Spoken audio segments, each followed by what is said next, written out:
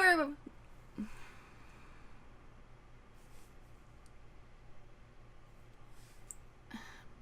Hello everybody, Spooky Sandwoman here. I still have not learned the English since the last episode, so please pardon my bad English. This is episode 24. Yeah, 24. Last episode, we went to the city with Jirard because he had a new lead on Princess Pumpernickel. Of course, it led nowhere, and the store owner was kind of a jerk. So you know what? Let's go to bed now because I'm tired. I already read that. If Jirard was going to find Princess Pumpernickel, he'd need more than just his eyes looking for them. Tomorrow, I would find Princess Pumpernickel. Okay. That was dramatic sting. Yeah. And that's how I found myself riding the train after school the next day, not even taking the time to change. What's my diary say? I need a hero! Dear Diary, Jirard lives in a fairy world. As much as I want to believe that you close your eyes and click your heels 3 times, everything will come true and you'll be happy and in the job of your dreams and everything will be fine. It just won't. Life isn't like that. But maybe it is for someone like him. Maybe. Who knows? Maybe you just gotta believe. If there was a way to I could find Jirard's elusive Princess Pumpernickel, and then I could present it to him. I wanted to make him happy, and if he was happy, I would be happy too.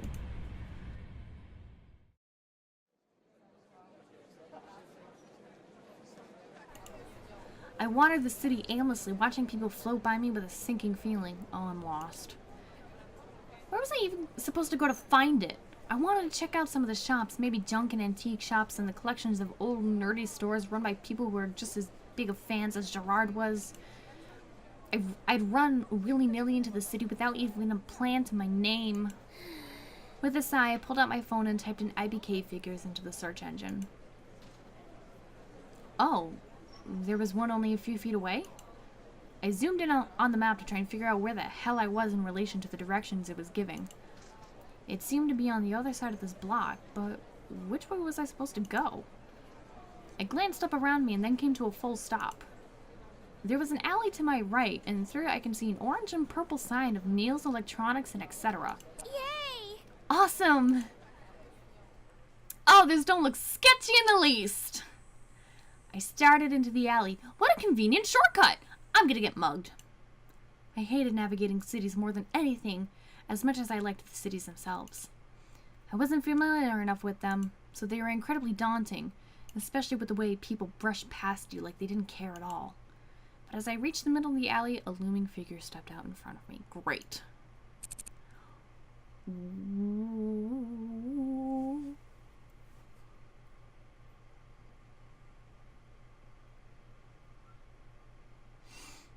Why, hello there, miss.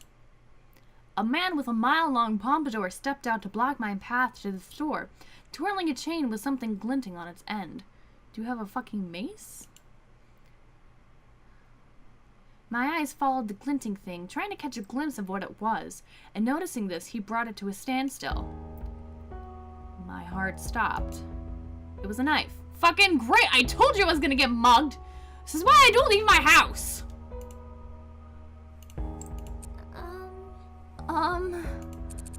That's a real nice backpack you got there. Come from a rich family, do ya? Actually, quite the opposite, sir. Robert? Is your name Robert? I backed away, slowly clutching my backpack to my chest with both hands. My entire month's allowance was inside of it. Without that, how was I supposed to eat? The Robert sneered. I don't suppose you'd want to let me have a look inside of that, eh? Maybe you even want to give it to me. No! I turned around and started to run, but didn't get far. A sharp jolt of pain shot through my ankle and he cried out, "Did you fucking just, like, cut me? You fucking bitch!" I fell face first into the ground, biting my lip as I fell. Ow! The iron taste of blood tickled my tongue and I spat it out to the side. I tried to stand, but the pain made me fall back to the ground. The robber casually walked up to me. Easy as taking candy from a baby. He held the knife in one hand, reaching out to me with the other. I scooted away as quickly as I could, eventually running into the wall. There was nowhere left to go, but the knife kept coming closer. Tears in my eyes, I flung my arms over my head. Jirard, help! Huh. Thank you, Jesus. Well, well, well. What's going on here? And Jirard was there. I lowered my arms, completely flabbergasted. Jirard stood in the alleyway, a semi-pleasant look on his face, as if he was greeting an old friend instead of confronting an armed robber. You. Do you fucking know him? Do you two know each other? Hey. Baggy, so we meet again! The robber, Baggy, stepped away from me, holding the knife up towards Jirard. They seemed to know each other somehow.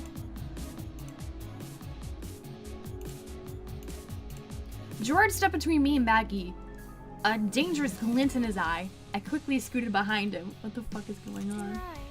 Jirard! If you wouldn't mind laying off Hana, that would be great. I doubt you'd like Mistress Violetta to hear about this. Dubstep! Oh god. You wouldn't dare! I'd slit your throat before you got the chance! Jirard pulled his cell phone out of his pocket. It already opened in his hand. He turned the screen toward Baggy, thumb hovering over the send button. Would you? Baggy glanced around himself, trying to figure out some way to escape.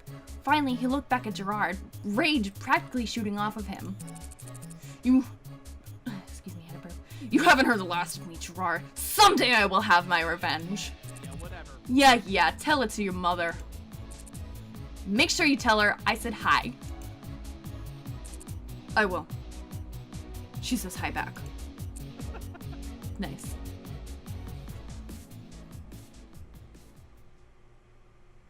What the fuck just happened? I don't remember because I'm delirious from the blood loss. There was dubstep. There was, what? Baggy pocketed his knife and wandered out of the alley, heading to who knows where. Jirard watched him until he was out of sight, then bent down next to me. Hana. Are you okay? What are you doing all the way out here and in an alley by yourself? How did I summon you? Were you following me? What is going on? Am I hallucinating? How did you know that man? Huh. Me and the Baxter used to go to school together. Such a card, that one. He stabbed me! Jirard, he stabbed me! I just spat on my microphone. I'm so sorry. Card. But are you okay? No! He stabbed me! I just told you this! Oh my god. What the fuck? Tears filled my eyes. I was so relieved to see him. The impact of what just happened was finally hitting me and my throat tightened until I couldn't reply. Jirard's gaze traveled from my face to my hands, clasped tightly around my ankle. Hold the phone. What? Wait, are you hurt? I just told you I was stabbed like 3 times, but yeah, I'm hurt. Oh. He picking me up? Yeah, what she said. Jirard swept me up into his arms as if he was carrying a princess. He smiled at me, readjusting his grip. I put my arms around his neck, instinctively trying to make it easier for him. Don't worry, I've got you. Jirard. I'm taking you to the infirmary. You can't afford hospital fees, right? Don't worry. I'll always be here when you need me. Sweet! Jirard started out of the alley. As soon as we emerged onto the street, people started to stare, giving Jirard very strange looks. My mind finally caught up with what was happening, and I buried my face into his shoulder. Jirard, put me down. I'm fine. I can walk on my own. Nope. Nope. Under no circumstances. What if it gets worse? Besides, you're hardly heavy at all. I'd like to challenge you to that one, Jirard. I don't know how much I weigh. I'll let you know. So he said, though I could feel his shoulders straining underneath me. I no longer saw the people around me. All I felt were Jirard's arms and the steady bobbing motion of his walk. It was comforting and steady, and I finally realized what could possibly have happened to me had Jirard not been there. Maybe I could have been stabbed twice. Whew. Then I started to sob, unable to hold it in any longer, uncontrollably, into his wonderful normal boots jacket that's now going to have snot on it.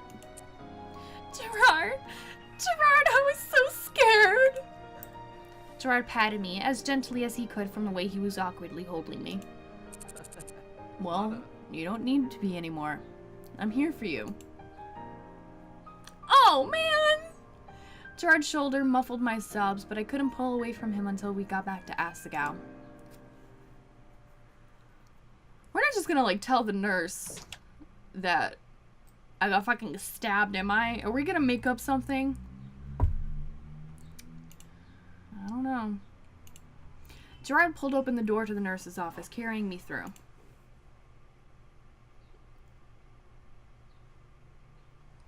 Sorry, who?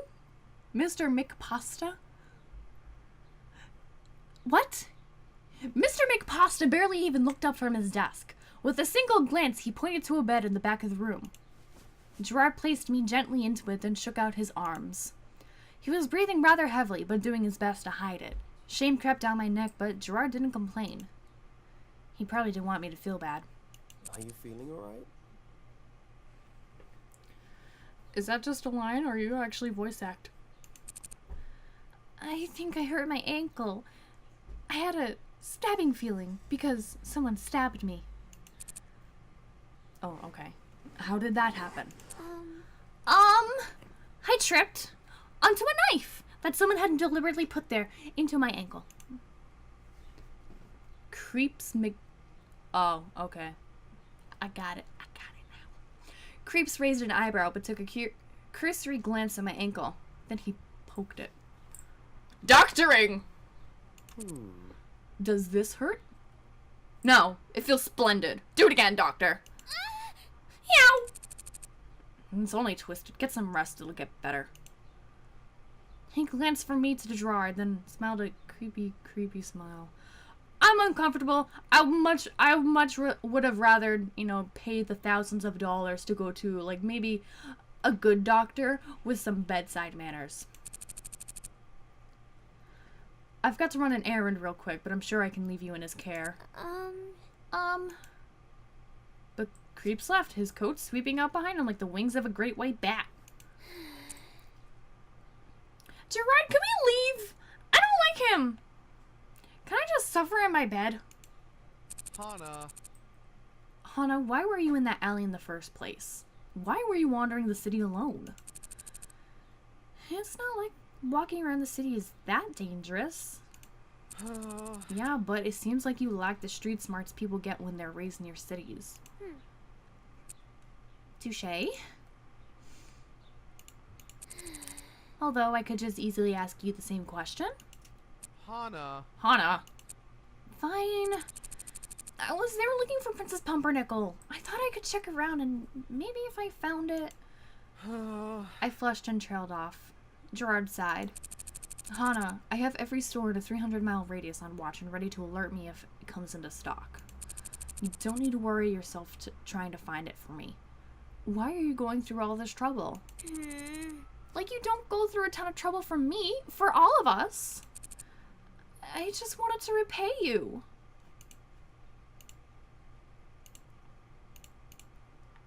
I bit my lip.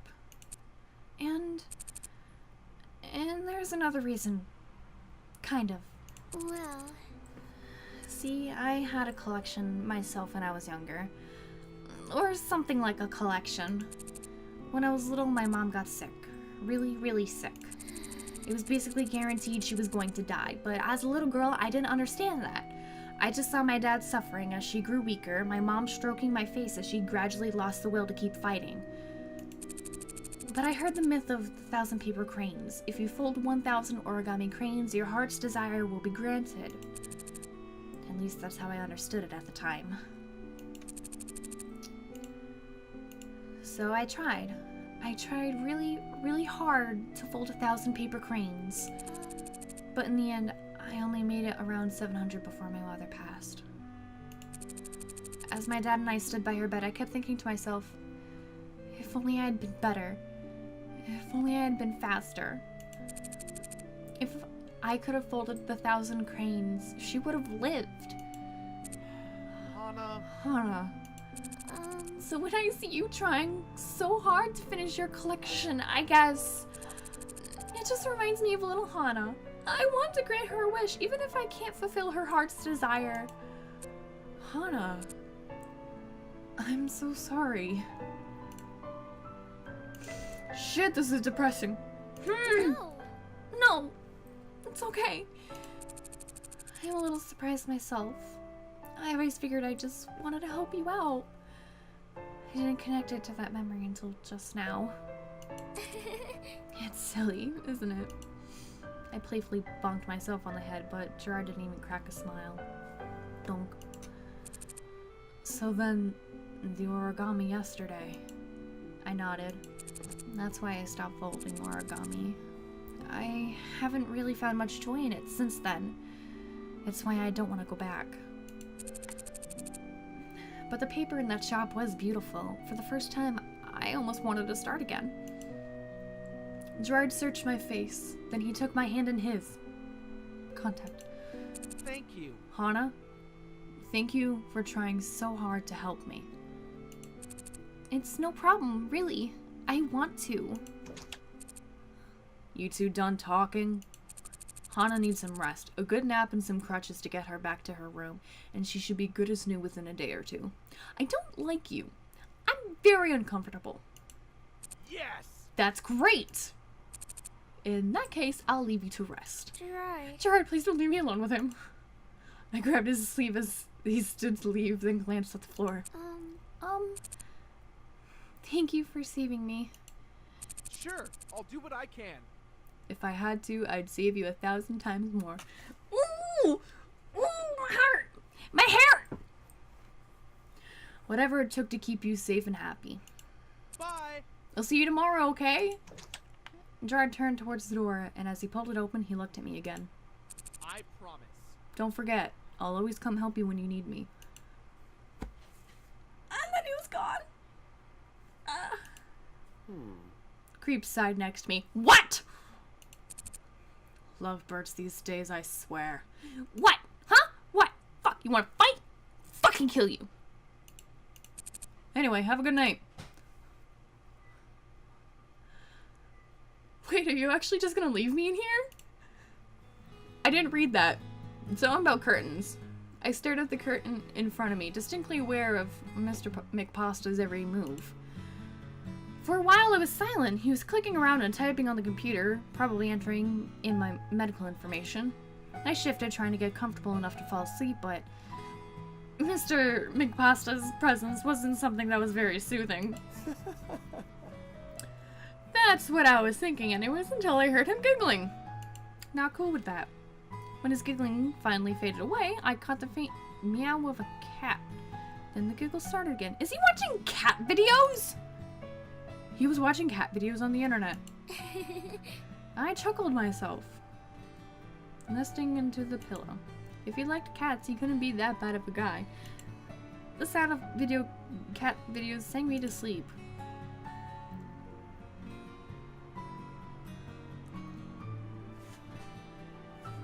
I'm ending this video off here because this whole fucking episode was a fucking roller coaster. And not the good kind, where she's like, wee, Like there's a loop-de-loop. It's kind of cool. This is one of those where it's just like,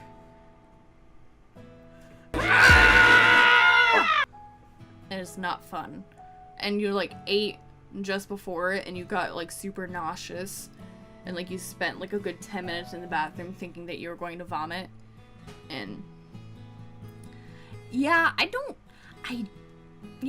so I'm gonna end this episode off here. Thank you guys so much for watching. If you enjoyed, go ahead and leave a like and subscribe. Share with your friends if they like Baggy? The Robert? Why did he have such a big pompadour? No one needs a pompadour that large. Bye-bye. I can't fucking deal with this.